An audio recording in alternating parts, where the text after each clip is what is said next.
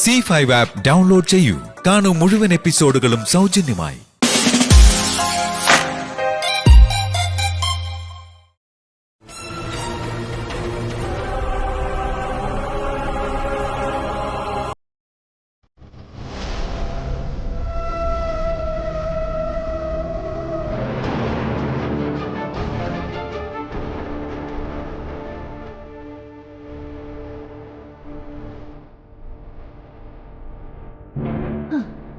അങ്ങനെ ഷോക്ക് അടിച്ച് വീഴുന്നത് ഇപ്പൊ ലൈവായിട്ട് നമുക്ക് കാണാം.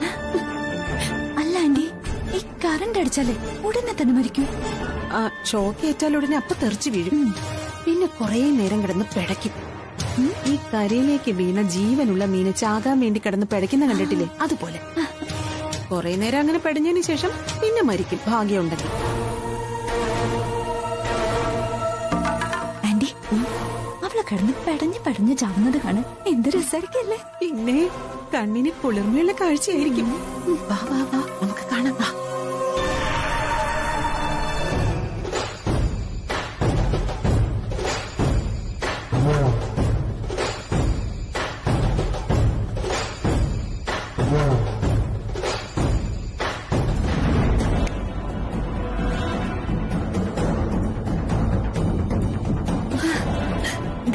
അവള് സ്വിച്ച് ഓൺ ആക്കി. തീപ്പ് പെട്ടി ചൂടായൊന്ന് നോക്കാൻ അവിടെ തൊട്ട് നോക്കും. അപ്പൊ ഷോക്ക് അടിച്ച് തെറിച്ച് ഡിം.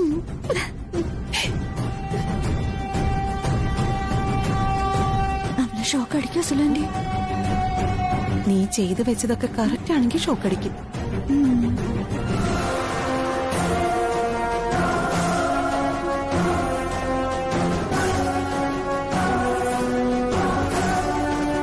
എന്തായാലും അവക്ക് എന്തെങ്കിലും പറ്റിയ കറണ്ട് ആയതുകൊണ്ട് നീ ജയിലിലേക്കൊന്നും പോവില്ല, അത് ഉറപ്പ്. ആ ഞാനിതിന് കൂട്ടു നിൽക്കുന്നതും അതുകൊണ്ടാ. പ്രേരണ കുറ്റം എനിക്കില്ലല്ലോ.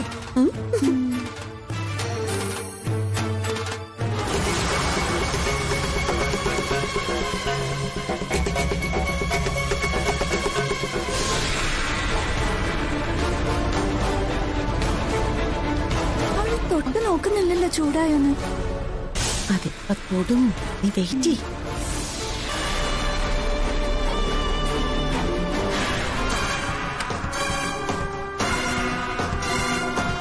ഇവക്ക് പൂച്ചയുടെ ജന്മമാ, ഉടനെ എങ്ങും ചാകില്ലെന്നാ എനിക്ക് തോന്നുന്നത്.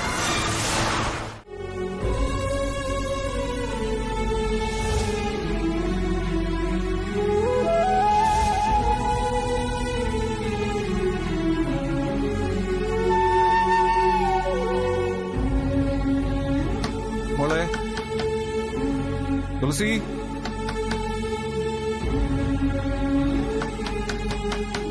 ആരാത്? മോളെ മാമനാ. എന്താ മാമ? മോളെ ഈ വാതിലൊന്ന് തുറന്നേ, മാമനൊരു കാര്യം ചോദിക്കാൻ.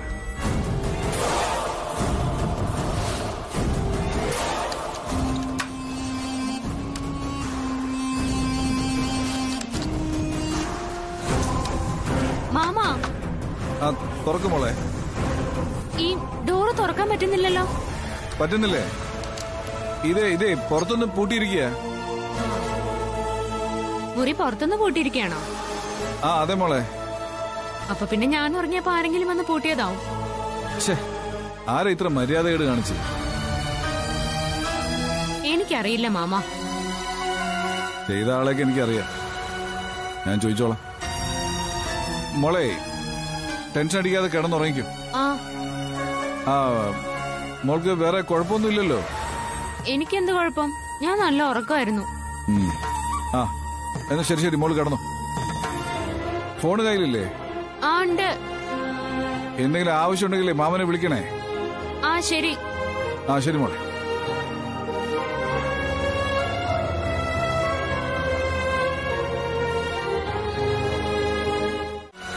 തുളസി, എടി നീ വാതിലോർക്ക്. അതെ, വാതില് ലോക്ക് ചെയ്തിരിക്കുക. ചാവില്ല അവിടെ? ഇല്ല, ഞാനല്ല ലോക്ക് ചെയ്തിരിക്കുന്നത്. പിന്നെ ദുർഗാമ്മയായിരിക്കും. കുറച്ചു മുമ്പ് മാമൻ എന്നെ വന്ന് വിളിച്ചു. അപ്പോഴാ ഞാനിത് അറിയുന്നത്. ഇതെന്ത് ദ്രോഹ ഇത്? ഈ അമ്മ ഇതെന്തായി കാണിക്കുന്നേ? ഇങ്ങനെയും മനുഷ്യരുണ്ടോ? നീ എന്നെ കാണാൻ വരുമെന്ന് അവർക്കറിയാം. അതിനാ അവർ ഈ ചതി ചെയ്ത്. എന്റെ അമ്മ നമുക്ക് ഒരു സ്വസ്ഥതയും തരുന്നില്ലല്ലോ തുളസി. ഇത് മര്യാദകേടല്ലേ? എടാ, നമ്മൾ തമ്മിൽ ഒരുമിച്ച് ജീവിക്കാൻ അവര് സമ്മതിക്കില്ല. അല്ല, ഈ ദുർഗാമ്മ എന്തിനാ എന്നെ ഇതിനകത്ത് ലോക്ക് ചെയ്തിടുന്നത്? എനിക്ക് എന്തെങ്കിലും ഒരു കാര്യത്തിന് പുറത്തിറങ്ങണമെങ്കിലോ ഞാൻ നിങ്ങളെയൊക്കെ ഫോൺ വിളിക്കണ്ടേ? ഇതെന്തായാലും വല്ലാത്തൊരു ചതി തന്നെയാ. തുളസി, നീ എങ്ങനെയെങ്കിലും സഹിച്ച് ഇതിനകത്ത് കിടക്ക്. നാളെ നേരെ വിളിക്കട്ടെ. ഇതിനുള്ള പരിഹാരം ഞാൻ ഉണ്ടാക്കും. ഇത് അങ്ങനെ വിട്ടാ പറ്റില്ലല്ലോ. തുളസി, ഞാൻ പറഞ്ഞു കേട്ടോ? ആ, കേട്ടു. എടി, നീ വിഷമിക്കണ്ട.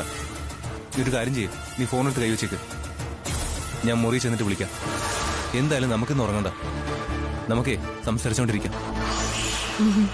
ശരി, ഞാൻ ഉടനെ വിളിക്കാം.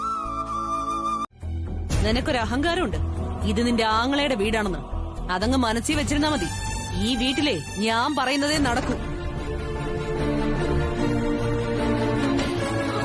എന്താ അമ്മ? അമ്മ എന്തിനാ ഇപ്പൊ ഇങ്ങോട്ട് വന്നേ? നിനക്കൊന്നും പറ്റിയിട്ടില്ലല്ലോ? എന്ത് പറ്റാ? നിനക്ക് ഷോക്ക് അടിച്ചു എന്ന് ഞാനൊരു ദുസ്വപ്നം കണ്ടു. അപ്പൊ തന്നെ ഞാൻ പ്രസാദേട്ടനെ വിളിച്ചു. ഒന്നുമില്ലെന്ന് ഏട്ടൻ പറഞ്ഞെങ്കിലും എനിക്ക് തീർത്തും അതങ്ങ് വിശ്വാസമായില്ല. അമ്മ ഏത് നേരവും എന്നെ കുറിച്ച് ഓർക്കുകയും വിഷമിക്കുകയും ചെയ്യുന്നതുകൊണ്ടാ ഇങ്ങനെ ദുസ്വപ്നമൊക്കെ കാണുന്നത്. എനിക്കൊന്നുമില്ല, അമ്മ വിഷമിക്കണ്ട. ദേ, ഇവിടെ ദുർഗാമ്മ എന്നെ പൊന്നുപോലെ നോക്കുന്നേ.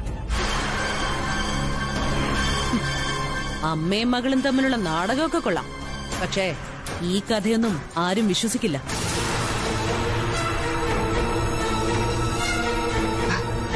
ദുർഗാമ്മ പറയുന്നൊന്നും അമ്മ കാര്യാക്കണ്ട.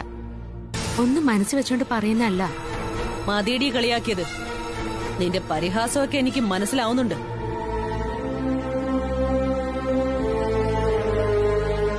എന്നാ അമ്മ പൊയ്ക്കോട്ടെ മോളെ. അമ്മ പൊയ്ക്കോ. ഇനി എന്നെ കുറിച്ച് ആലോചിച്ച് വിഷമിക്കരുത്.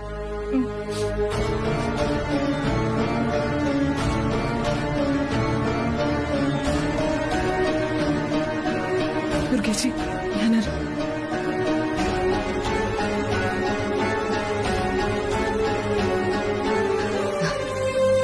അമ്മ പൊയ്ക്കോ.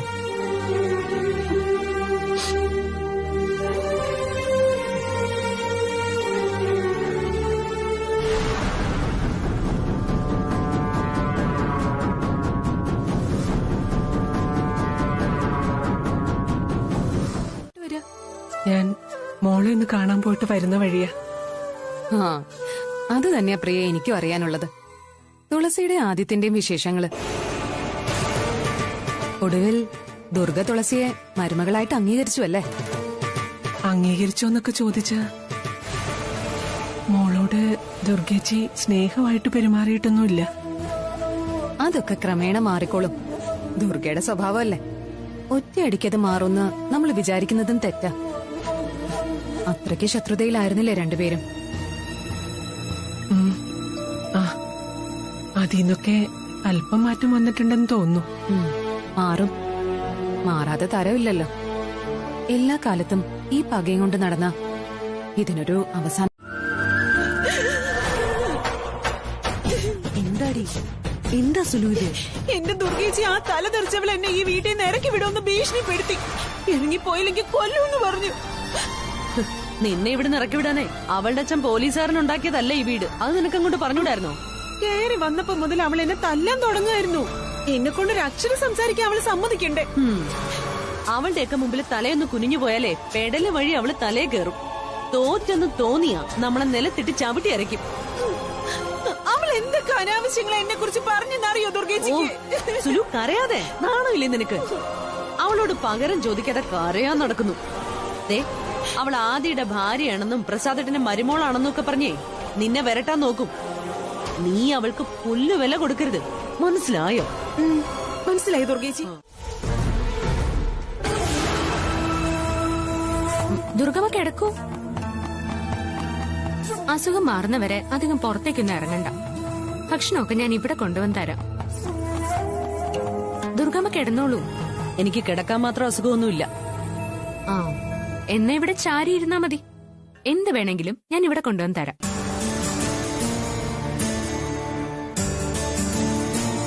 ഈ അസുഖം ഒന്ന് മാറും വരെയെങ്കിലും ഈ ദേഷ്യമൊക്കെ ഒന്ന് കള ദുർഗാമ്മേ. അങ്ങോട്ട് ചാരി ഇരുന്നേ. അല്ല, ദുർഗാമ്മയ്ക്ക് കുടിക്കാൻ ഇപ്പൊ എന്താ വേണ്ടേ? ജ്യൂസോ ചായയോ? എനിക്കിപ്പോ ഒന്നും വേണ്ട.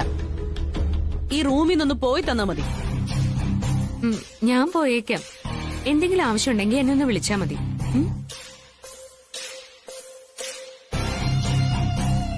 അവളൊരു സ്നേഹവിൽപ്പനക്കാരി. അമ്മേ, മെഡിസിൻ ഇവിടെ വെച്ചിട്ടുണ്ട്. ഞാൻ എന്റെ മുറിയിലേക്ക് പോവാ.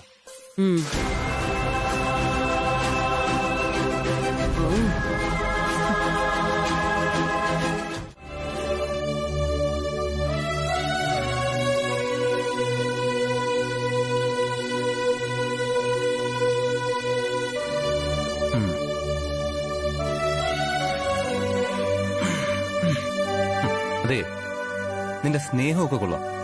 പക്ഷെ അതെ, കുരങ്ങിന് കൊടുക്കുന്ന പൂമാല പോലെ ആവരുത്. ദുർഗാമ്മ എന്നെ സ്നേഹിക്കാൻ തുടങ്ങുന്ന ഒരു ദിവസം വരും. ഞാൻ അതിനു വേണ്ടിയല്ലേ കാത്തിരിക്കുന്നത്. അല്ല, ദുർഗാമ്മയ്ക്ക് എന്താ അസുഖം? അതെ, നമ്മളെ ഔട്ടിങ്ങിന് പോകുന്ന അറിഞ്ഞതിന്റെ അസുഖം, അല്ലാതെ വേറെ ഒരു അസുഖവും. ആ, എനിക്കത് തോന്നി. പക്ഷെ നമ്മള് പുറത്തു പോകാൻ തീരുമാനിച്ച കാര്യം ദുർഗാമ്മ എങ്ങനെ അറിഞ്ഞേ? ആ, അത് മറിഞ്ഞെന്നെങ്ങാനും കേട്ടാണ്. അതാണല്ലോ ഈ വീട്ടിലെ രീതി.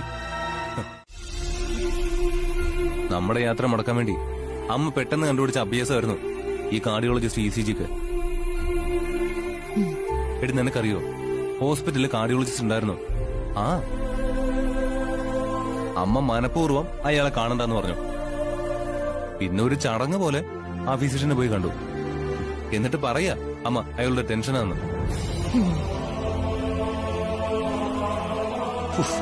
ഒരു തരത്തിലും അമ്മ നമ്മളെ ജീവിക്കാൻ അനുവദിക്കില്ല. എടി, ഞാനും നീയും തമ്മിൽ കാണുന്ന പോലും അമ്മയ്ക്ക് സഹിക്കാൻ പറ്റുന്നില്ല.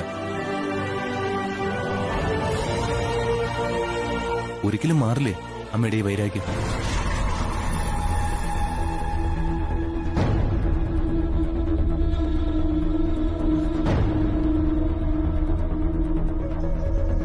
അതെ, എന്ന് തീരും നമ്മുടെ ഈ പ്രശ്നങ്ങള്. അവള് മനസ്സിൽ കാണുമ്പോഴേ ദുർഗിച്ചത് മാനത്ത് കാണും. അതേ, ആള് വേറെയാ. നിനക്കറിയോ, നവദമ്പതികള് പുറത്ത് കറങ്ങാൻ പോകാൻ പ്ലാൻ ഇട്ടതാ. അത് ദുർഗേച്ചി അങ്ങ് പൊളിച്ചു. ദുർഗേച്ചി ഹോസ്പിറ്റലിൽ പോയത് മനഃപൂർവ്വാ. അതെനിക്ക് പിടികിട്ടി. അവളുടെ ഒരു അഭ്യാസവും ഇവിടെ ചെലവാവില്ല. ഭാര്യ ഭർത്താക്കന്മാരായി ജീവിക്കാമെന്ന അവളുടെ ഒരു വ്യാമോഹവും ഈ വീട്ടിൽ നടക്കില്ല. ഇതൊന്നും ശാശ്വതമാകുന്ന ബന്ധം അല്ല ആതിരേ.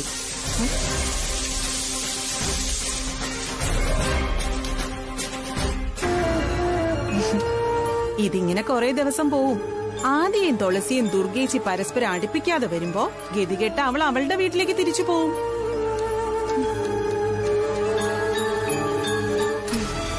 ഈ അമ്മായി അമ്മമാര് സമ്മതിക്കാത്ത പല കല്യാണങ്ങളും ഇങ്ങനെയാ. രണ്ടും രണ്ട് വഴിക്ക്. ഒടുവില് ഏതെങ്കിലും ഒരു പെണ്ണ് വേണമല്ലെന്നൊരു ചിന്ത വരും ആദിക്ക്. എന്നാ ഇതെങ്കി ഇതെന്ന മട്ടില് അവൻ നിന്നെ കെട്ടുകയും ചെയ്യും.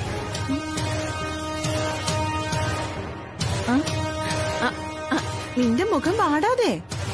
ഞാൻ എന്റെ ഒരു അഭിപ്രായം പറഞ്ഞെന്നല്ലേ ഉള്ളൂ. നോക്ക്, പതുങ്ങിക്കിടക്കുന്ന ഒരു സിംഹത്തെ പോലെയാ ഇപ്പൊ ദുർഗേച്ചി. ഏത് നേരാ അവളുടെ നേരെ ചാടി വീഴുന്നതെന്നൊന്നും അറിയാൻ പറ്റില്ല. ദുർഗേച്ചിയുടെ കാര്യത്തില് ഞാൻ ഇടപെടും. എനിക്കതിനുള്ള അവകാശമുണ്ട്. ദുർഗാമ്മ എന്റെ അമ്മായിയമ്മയാണ്, എന്റെ ഭർത്താവിന്റെ അമ്മ. ഓ, അവർക്ക് ചായ ഉണ്ടാക്കി കൊടുക്കേണ്ട ഉത്തരവാദിത്വം എനിക്കാ ഉള്ളത്. പിന്നെ ഉത്തരവാദിത്തമുള്ള മരുമകള്. ഒരു വീട്ടിലെ മരുമകളാകണമെങ്കിലേ ആ വീട്ടിലെ എല്ലാവരും അംഗീകരിക്കണം. എല്ലാവരുടെ മുന്നിൽ വെച്ച് അമ്മായിയമ്മ ആരതി ഒഴിഞ്ഞ് നിലവിളക്ക് കയ്യിൽ തന്ന് ഇങ്ങനെ കൈ പിടിച്ച് അകത്തേക്ക് കേട്ടണം. ഇത് മതില് ചാടി വന്ന നീ എങ്ങനെയാ മരുമകളാകുന്നേ? അതെ, മരുമകളുടെ അംഗീകാരമൊന്നും ഞാൻ പ്രയോഗിക്കാൻ തുടങ്ങിയിട്ടില്ല. അത് പ്രയോഗിക്കാൻ തുടങ്ങുമ്പോ ചിലരൊക്കെ ചൂല് പോലെ പുറത്തേക്ക് പോകും. ഞാനീ ദുർഗേച്ചിയുടെ സെക്യൂരിറ്റിയാ. ദുർഗേച്ചി പ്രസാദ് സാർ കല്യാണം കഴിച്ചോണ്ട് വന്നപ്പോ ഒരു ബോഡി ഗാർഡായിട്ട് കൂടെ വന്നവളാ. അതറിയോ നിനക്ക്? ഒരു ബോഡി ഗാർഡ്. ഇങ്ങനെ 2-3 പാഴുകൾ ഈ ദേവമംഗലത്തുണ്ട്. മാറാല തൂത്തു മാറ്റും പോലെ ഞാൻ അതിനെയൊക്കെ തൂത്തു മാറ്റിക്കോളാം. നീ ഒരു ചുക്കും ചെയ്യില്ല. നിനക്കുള്ള കഴിമരെ ദുർഗേച്ചി തന്നെ ഒരുക്കുന്നുണ്ട്. ആഹാ, അപ്പൊ ദുർഗാമിക്ക് കഴിമരം ഉണ്ടാക്കാനൊക്കെ അറിയോ? ഇതൊക്കെ ആരാ അറിയുന്നേ? അല്ല, നിങ്ങൾക്കും ആ കമ്പനിയിലാണോ ജോലി? ദേ വേണ്ട കേട്ടോ, നിനക്കിത്തിരി തന്റെ ഇടം കൂടുതലാന്നൊക്കെ എനിക്കറിയാം. ഏതോ ഒരു കഷ്ടകാലത്തിന് ആദ്യത്തിന്റെ ആ താലി നിന്റെ കഴുത്തിലോട്ട് വീണുപോയി. ആരുടെ കഷ്ടകാലത്തിന്? ദേ വേണ്ട കേട്ടോ, നിനക്കിത്തിരി തന്റെ ഇടം കൂടുതലാന്നൊക്കെ എനിക്കറിയാം. ഏതോ ഒരു കഷ്ടകാലത്തിന് ആദ്യത്തിന്റെ ആ താലി നിന്റെ കഴുത്തിലോട്ട് വീണുപോയി. ആരുടെ കഷ്ടകാലത്തിന്? കഷ്ടകാലം ഇപ്പൊ ദുർഗേച്ചിക്കല്ലേ, നീ വന്നതുകൊണ്ട്. ഏയ്, ദുർഗാമ്മയ്ക്ക് ഒരു കഷ്ടകാലവും വരില്ല. അവരുടെ നല്ല കാലങ്ങൾ ആരംഭിക്കാൻ പോവാ. കഷ്ടകാലം വരുന്നത് കൊട്ടിപ്പാടി സേവ നടത്തുന്നവർക്കാ, ചില അകമ്പടിക്കാർക്ക്. ഞാൻ മുമ്പ് പറഞ്ഞ പോലെ അവരൊക്കെ പാട്ട് നിർത്തി അവരവരുടെ പാട്ടിന് പോകുന്നത് വൈകാതെ കാണാം. നീ എന്തെങ്കിലുമൊക്കെ പറഞ്ഞാ ഞാനങ്ങ് പേടിക്കുമെന്ന് കരുതിയോ? ഇല്ലടി, നിന്റെ കാര്യത്തില് അവസാനമായ ഒരു തീരുമാനം എടുക്കുന്നത് വരെ ഞാൻ ഇവിടെയൊക്കെ തന്നെ ഉണ്ടാവും. എന്നോടുള്ള വെല്ലുവിളികളൊക്കെ നിർത്തി മര്യാദയ്ക്ക് ഇവിടെ ജീവിച്ചാ നിങ്ങൾക്ക് കൊള്ളാം. അല്ലെങ്കിൽ സുലു ആന്റി എന്ന നീക്കുമായിട്ട് ഇവിടെ നിന്ന് ഇറങ്ങി പോകുന്നതേ ഒരു പൊട്ടിക്കരച്ചിലൂടെ ആയിരിക്കും.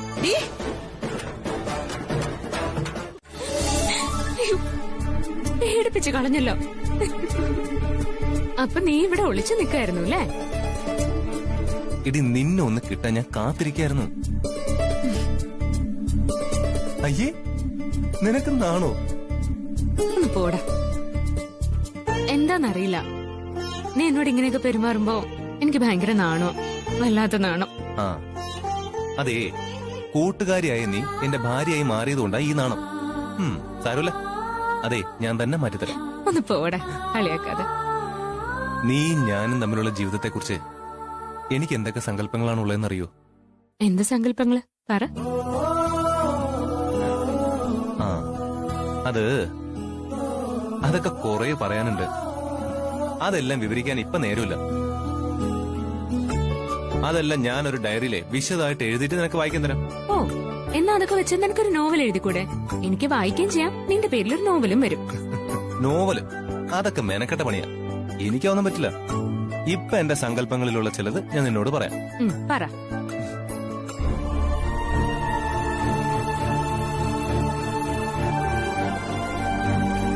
ഞാനേ എന്റെ ആദ്യത്തെ സങ്കല്പം പറയാം. നല്ല നിലാവുള്ള രാത്രിയില് ഒരു വഞ്ചിയില് കായലിലൂടെ ഇങ്ങനെ ഞാനും നീയും മാത്രം തുഴഞ്ഞിങ്ങനെ പോകുന്നു. അതും നേരം വെളുക്കും വരെ. കൊള്ളാം.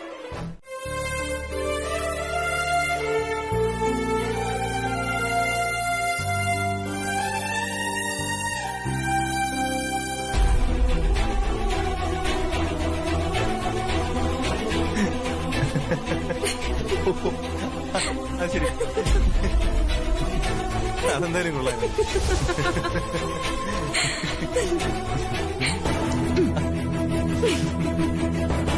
ഏതെല്ലാം തരത്തിൽ അകറ്റാൻ നോക്കിയാലും ഇവര് കൂടുതൽ കൂടുതൽ അടുക്കാണല്ലോ.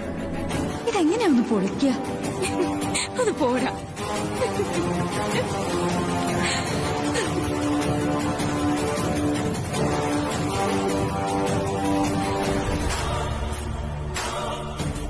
ഇനി നിന്നെ പിരിഞ്ഞ് ഒരു നിമിഷം പോലും നിൽക്കാൻ എന്നെ കൊണ്ടാവില്ല. ഞാൻ വിടില്ല നിന്നെ ഇങ്ങോട്ട്.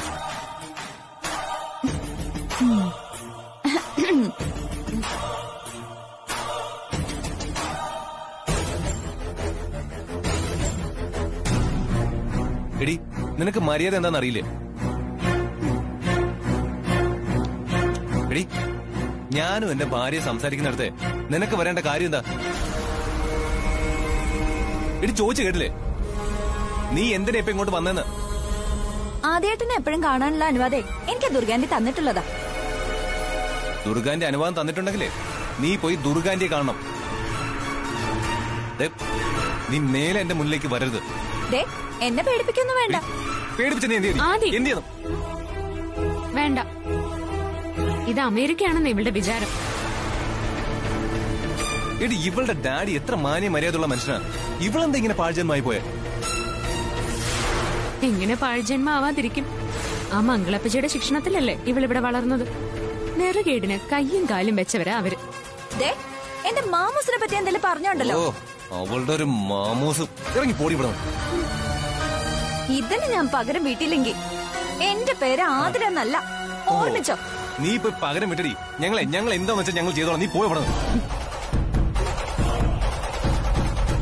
അവളുടെ ഒരു മാമൂസ്.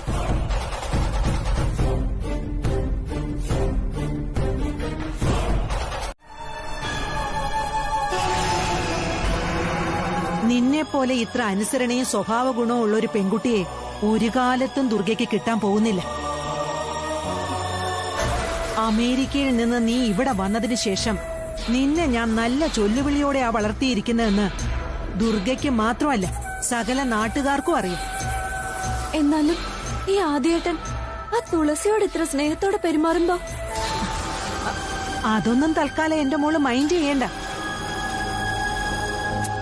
അവനിട്ടൊരു താലിമാല അവളുടെ കഴുത്തിൽ കിടപ്പുണ്ടല്ലോ, അതിന്റെ ഒരു അഹങ്കാരത്തിൽ അവൾ അവന്റെ അടുത്ത് ചെന്ന് ഒന്ന് തട്ടിയും മുട്ടിയും നോക്കി ഇരിക്കും. അതിപ്പോ തൽക്കാലം നീ സാരാക്കണ്ട. ദുർഗ ആദിത്യന് നേരെ നോക്കി ഒന്ന് ഞൊടിച്ചാ മതി, അനുസരണയുള്ള നായയെ പോലെ അവൻ അവളുടെ മുമ്പിൽ വരും. തുളസിയെ ഉപേക്ഷിക്കണമെന്ന് ആദിത്യനോട് തറപ്പിച്ചു ദുർഗ പറഞ്ഞ അവനത് ചെയ്തേ പറ്റൂ. ഇല്ല, ആദ്യേട്ടന്റെ ആ പേടിയൊക്കെ ഇപ്പൊ മാറിപ്പോയി മാമൂസെ.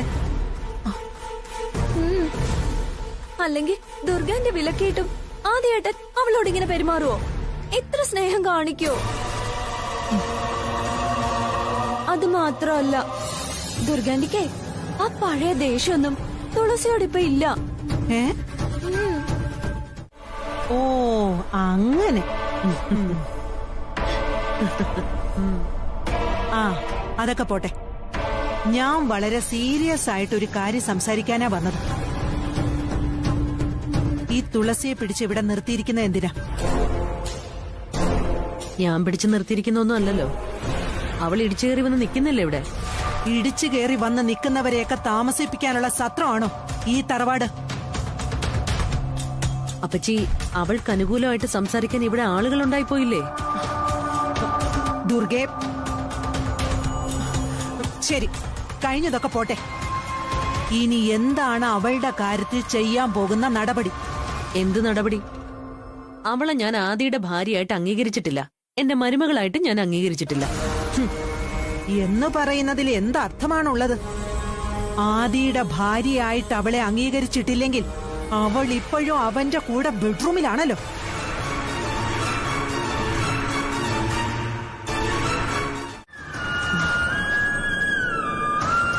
അവള് നോക്കുമ്പോ അവളുടെ ഭർത്താവാകേണ്ട പുരുഷൻ മറ്റൊരു പെണ്ണിനോടൊപ്പം. ഇതിലെന്ത് ന്യായമാ ദുർഗ ഉള്ളത്? നീ തന്നെ പറയേ. അപ്പച്ചി, എനിക്കൊരു തീരുമാനത്തിലെത്താൻ പറ്റുന്നില്ല. അതിന്റെ അർത്ഥം നീ തുളസിയുടെ മുന്നിൽ മുട്ടുകുത്തി വീണൂന്ന് അല്ലേ? അവളുടെ മുന്നിൽ തോറ്റു തുന്നം പാടി. ഞാൻ ആരുടെ മുമ്പിലും തോറ്റിട്ടില്ല, ഇനി തോൽക്കുകയില്ല. പക്ഷെ ഇതിനൊരു പരിഹാരം കാണാൻ നിന്നെ കൊണ്ട് പറ്റുന്നില്ലല്ലോ. ഇങ്ങനെയാണെങ്കിൽ ആതിരയുടെ കാര്യത്തിൽ ഇനി എന്ത് തീരുമാനമെടുക്കണമെന്ന് എനിക്കും ഒന്ന് ആലോചിക്കേണ്ടി വരും. എന്റെ മരുമോൻ ചന്ദ്രദാസ് ആണെങ്കിൽ സ്വസ്ഥതയും തരുന്നില്ല. അവൻ ആതിരയും കൊണ്ടേ അമേരിക്കയ്ക്ക് പോകുന്ന ഒറ്റ വാശിയില്ല. ചന്ദ്രദാസ്, അവന്റെ പേരെന്റെ മുമ്പിൽ മിണ്ടിപ്പോരുത്. അവൻ ഒറ്റ ഒരുത്തനാ എന്റെ മോന്റെ കല്യാണം മുടങ്ങാൻ കാരണം. ഈ നശിച്ചവളുണ്ടല്ലോ, അവൾ ഈ വീട്ടിൽ കയറി വന്ന് താമസിക്കാൻ ഒറ്റ കാരണം അയാള് മാത്രം. എന്തിന് ചന്ദ്രദാസിനെ കുറ്റം പറയണം? നിന്റെ മകന്റെ ഭാര്യയായി ആര് വരണമെന്ന് തീരുമാനിക്കാനുള്ള അധികാരം നിനക്ക് തന്നെയാ. ആ അധികാരം നീ തന്നെ നശിപ്പിച്ചു. ആതിരയും ആദിത്യനും തമ്മിലുള്ള കല്യാണത്തിന് ചന്ദ്രദാസ് എതിര് നിന്നപ്പോൾ അഭിമാനം സംരക്ഷിക്കാനായിട്ടാണെങ്കിലും എന്തിന് ആദിത്യനെ കൊണ്ട് തുളസിയെ കല്യാണം കഴിപ്പിക്കാൻ നീ തീരുമാനിച്ചു? ആ തീരുമാനമല്ലേ ഈ ആപത്തിനൊക്കെ കാരണം. അപ്പച്ചി, എനിക്ക് അപ്പം അങ്ങനെ തീരുമാനിക്കാനേ പറ്റുമായിരുന്നുള്ളൂ. ഹാ ഹാ. ആ വിവാഹം ഞാൻ നടത്തിയത് തുളസിയോടുള്ള മറ്റൊരു പ്രതികാരത്തിന്റെ തുടക്കമായിരുന്നു. അതെന്താ അപ്പച്ചി ചിന്തിക്കാത്തത്? അതൊരു പ്രതികാരമായിരുന്നെങ്കിൽ തുളസി എന്തിനാ ഈ വീട്ടിൽ കയറി താമസിക്കുന്നത്? ദേ, എനിക്കൊന്നേ പറയാനുള്ളൂ. ആതിരയുടെ കാര്യത്തിൽ അവസാനമായിട്ടൊരു തീരുമാനം ഉണ്ടാക്കണം. അവളെ ഇങ്ങനെ നിർത്തിക്കൊണ്ടിരിക്കാൻ എന്തായാലും പറ്റില്ല.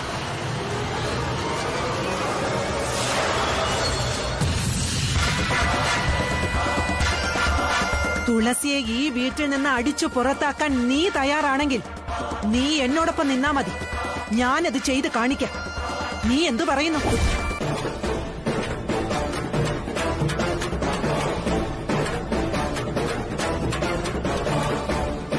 നീ എന്താ ഒന്നും മിണ്ടാതെ നിൽക്കുന്നേ? വരട്ടെ അപ്പച്ചി, അതിന് സമയമായിട്ടില്ല. എന്തായാലും നീ ഒന്ന് ആലോചിക്ക.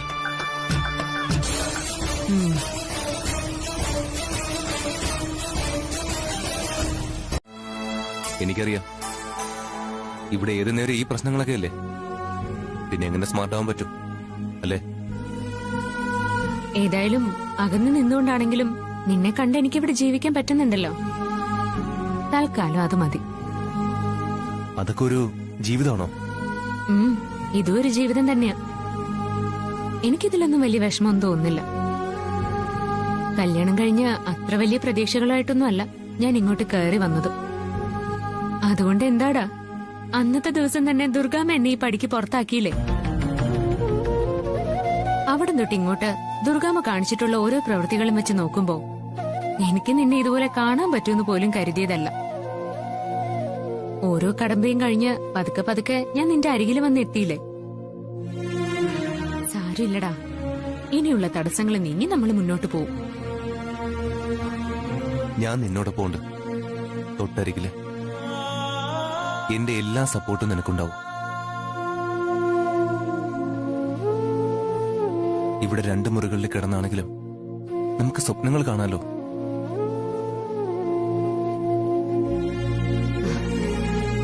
വേണ്ട, എന്തെങ്കിലുമൊക്കെ കാഴ്ച കാണാനും എന്തെങ്കിലുമൊക്കെ കേൾക്കാനും കാത്തിരിക്കുന്ന ഒരുപാട് കണ്ണുകളും കാതുകളും ഉണ്ട് ഈ വീട്ടില്.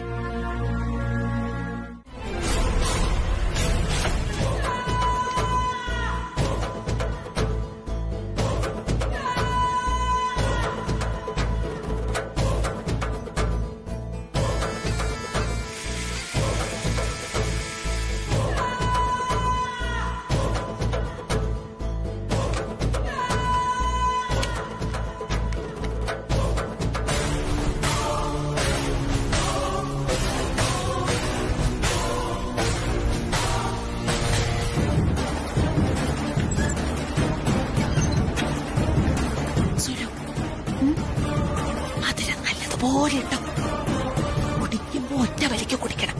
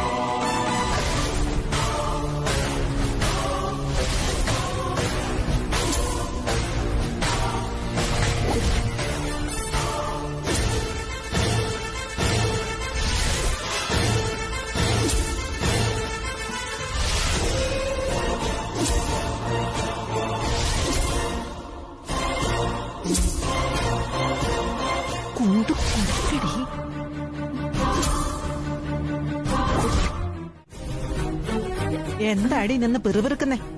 അല്ല, ഞാൻ ഈ വരും വരായികകളെ കുറിച്ച് ആലോചിച്ചതാ. ദേ, എന്നെ പോലീസ് പിടിക്കുമ്പോ മംഗളപ്പച്ചിയുടെ മുഖത്തുള്ള ആ സന്തോഷം ഞാനിന്ന് ഭാവനയിൽ കണ്ടായിരുന്നു. ആ, ഹ്. ഇവളെ പോലീസ് പിടിക്കുമ്പോ ഞാൻ സന്തോഷിക്കുമെന്ന് ഇവളെങ്ങനെ മനസ്സിലാക്കി? ബോധമില്ലെങ്കിലും ഇവക്ക് വിവരമുണ്ട്. അപ്പച്ചി എന്താ ആലോചിക്കുന്നത്? നിന്നെ പോലെ ഞാനും ഒന്ന് ചിന്തിച്ചു, അത്രേ ഉള്ളൂ. അതെ, ജ്യൂസും എടുത്തോണ്ട് വാ, അവസരം ഒത്തു വന്നിട്ടുണ്ട്. ഇല്ല അപ്പച്ചി, ഞാൻ വരുന്നില്ല. എനിക്ക് പേടിയാ അപ്പച്ചി. പേടിയോ? ആ, പേടിയാ. മനുഷ്യരെന്നല്ല, ഒരു ജീവിയും കൊല്ലാൻ എനിക്ക് മനസ്സ് വരുന്നില്ല അപ്പച്ചി. ഒരു ഉറുമ്പിനെ പോലും കൊല്ലാൻ എനിക്കാവില്ല. ഇന്നാളൊരു കട്ടുറുമ്പിനെ അറിയാതെ കൊന്നിട്ട് ഞാൻ എന്തുമാത്രം കരഞ്ഞെന്നറിയോ? അയ്യോ, ഇവളൊരഹിംസി. ബുദ്ധഭിക്ഷു അല്ലേ നീ? ഇങ്ങനെയാണെങ്കിൽ ഞാൻ ജയിലിൽ പോയി തിരിച്ചിറങ്ങുമ്പോ മൂത്ത് നരച്ചൊരു സന്യാസിനിയായി കാട് കയറേണ്ടി വരും അപ്പച്ചി. ആ, ദേ, വേലയും വേഷം കിട്ടുമെന്ന് എടുക്കാതെ വേഗം പറഞ്ഞേ, വാടി. അല്ല അപ്പച്ചി, നീ ഒന്നുകൊണ്ടും പേടിക്കണ്ട അപ്പച്ചി. നിനക്കൊന്നും വരില്ല. നീ ഞാൻ ഡൗൺലോഡ് ചെയ്യൂ C5 ആപ്പ്. കാണൂ എല്ലാ എപ്പിസോഡുകളും സൗജന്യമായി.